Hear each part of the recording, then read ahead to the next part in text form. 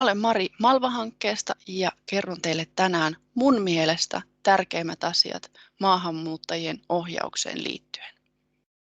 Kaikkein tärkeintä mun mielestä on kieli- ja kulttuuritietoisuus. Hankalalta kuulostavat termit, jotka kuitenkin tarkoittavat just sitä, mitä siinä lukee. Eli ollaan tietoisia siitä kielestä, jota vuorovaikutustilanteessa käytetään, ja ollaan tietoisia siitä, että siihen tilanteeseen vaikuttaa myöskin kulttuuri. Ja kulttuurien osalta keskeistä on ymmärtää, että siihen ei vaikuta vain se vastapuolen kulttuuri, vaan myös sinun oma kulttuuri. Eli tärkeää on huomioida kulttuurivaikutukset itsessä ja toisessa.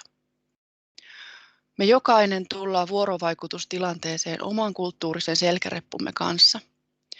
Ja eri kulttuureissa on hyvin erilaisia tapoja ajatella ja toimia erilaisissa tilanteissa.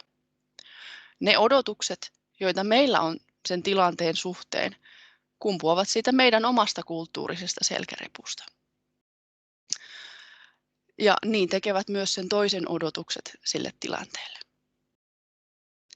Maailman kulttuureista noin 70% on yhteisökeskeisiä kulttuureita, kun taas meidän kulttuuri, suomalainen kulttuuri, on hyvin yksilökeskeinen. Se tarkoittaa sitä, että täällä meillä arvostetaan yksilöä, arvostetaan organisaatiota, ollaan organisaatiouskollisia, pidetään yksityiselämä työelämän ulkopuolella ja niin poispäin. Mutta niissä noin 70% muita kulttuureita, jotka on yhteisökeskeisiä, lähipiiri ja ihmiset on kaikkein tärkeintä. Ystävien ja lähipiirin etu menee esimerkiksi työnantajan tai organisaation edun ohitse. Jos kaverin auto menee rikki, sitä mennään auttamaan, vaikka se tarkoittaisi, että ollaan pois töistä. Ja tämä ei tarkoita sitä, että ihminen olisi millään lailla laiska tai välinpitämätön, vaan se on vaan niin syvälle meihin rakennettu tämä kulttuurinen toimintamalli, että siitä pois oppiminen ja tämän meidän erilaisen ajattelutavan oppiminen vie tosi kauan aikaa. Sen lisäksi, että pitäisi huomioida kulttuurien vaikutukset siinä tilanteessa, niin täytyy huomioida myös kieli. Eli olla tietoinen siitä kielestä, jota itse käyttää siinä tilanteessa. Huomioida esimerkiksi, jos ammattisanasto on hyvin monimutkainen tai on paljon ammattisanastoa, erilaista slangia, työpaikalla on omia lempinimiä vaikka työvälineille, niin kaikki sellaiset on toiselle, joka äidinkieli ei ole suomi, tosi vaikeita ymmärtää. Lisäksi meidän, joiden äidinkieli on suomi, niin meidän tehtävä on tulla vastaan. Kieli on vallan väline ja meillä on valta päättää, millaista kieltä käytetään siinä tilanteessa. Me voidaan helpottaa omaa puhettamme niin, että vastapuoli ymmärtää, mistä puhutaan, mutta vastapuoli ei voi muokata omaa ymmärtämistään sen mukaan, miten me puhutaan. Eli meillä on valta päättää, tullaanko me ymmärretyksi vai ei.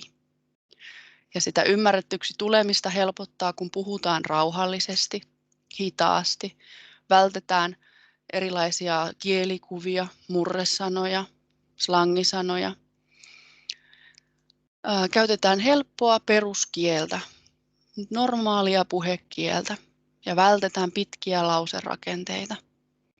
Sanotaan yksi asia kerrallaan, vältetään rönsyilyä ja puhutaan kaikkiaan selkeästi ja rauhallisesti. Sekä testataan toisen ymmärtämistä, eli esitetään tarkentavia kysymyksiä, pyydetään toistamaan tai pyydetään näyttämään, että mitä nyt pitikään tehdä. Älä kysy, ymmärsitkö? Koska siihen voi vastata kyllä, jos ymmärsi. Siihen voi vastata kyllä, jos luulee ymmärtäneensä. Eihän toinen voi tietää, että hän ymmärsi väärin. Ja siihen voi vastata kyllä, jos oma kulttuuritausta kieltää sanomasta ei, kuten vaikka Vietnam tai Japani. Näiden kulttuureissa ei-sanominen ei vaan käy. Joten älä kysy ymmärsitkö, vaan kysy muita tarkentavia kysymyksiä. Mikäli kyse on työtehtäviin perehdyttämisestä, niin paras tapa on näyttää, mitä tulee tehdä, jotta toinen seuraa. Ja sitten tehdä yhdessä tai antaa tämän ohjattavan tehdä ja itse seuraat, että onko hän ymmärtänyt, mitä tehdään. Eli ihan käytännön kautta. Ohjauksessa voi muutenkin käyttää apuna kuvia ja videoita ja muuta tämmöistä tukimateriaalia aina. Lisäksi on tärkeää panostaa kuuntelemiseen, koska kun sä kerrot jonkun tärkeän asian, niin henkilöltä, jonka äidinkieli ei ole suomi, menee oma aikansa, kun hän prosessoi, mitä sinä juuri sanoit. Sitten hän prosessoi, ymmärsikö hän tämän asian. Ja sen jälkeen hän alkaa muotoilla päässään kysymystä. Että okei, minun täytyy kysyä tämä asia, mutta miten minä sen suomeksi kysyn? Ja ennen kuin se kysymys on tullut sitten ulos sieltä suusta, niin siihen menee aika pitkä aika. Ja mikäli me ei olla sitten keskitytty kuuntelemiseen ja oltu hiljaa riittävän kauan, niin voi olla, että siinä vaiheessa, kun hän vielä miettii sitä kysymystä, me ollaan menty jo eteenpäin. Jolloin se hänen alkuperäinen kysymyksensä jää kysymättä, ja se asia, mitä me ollaan kerrottu hänen prosessoidessaan, jää häneltä myöskin kuulematta ja ymmärtämättä. Eli on tosi tärkeää pysyä hiljaa ja antaa aikaa niin kuin ajatella. Odota aina, että saat jonkun reaktion ennen kuin jatkat. Se voi olla päännyökkäys tai joku muu minimireaktio, mutta odota sitä ennen kuin menet eteenpäin sun asiassa. Maahanmuuttajien ohjauksessa on tärkeää myös rakentaa luottamusta. Luottamuksen rakentaminen on aina pitkä prosessi ihmisten välillä, mutta tässä tapauksessa siihen on myös pieniä oikoteitä.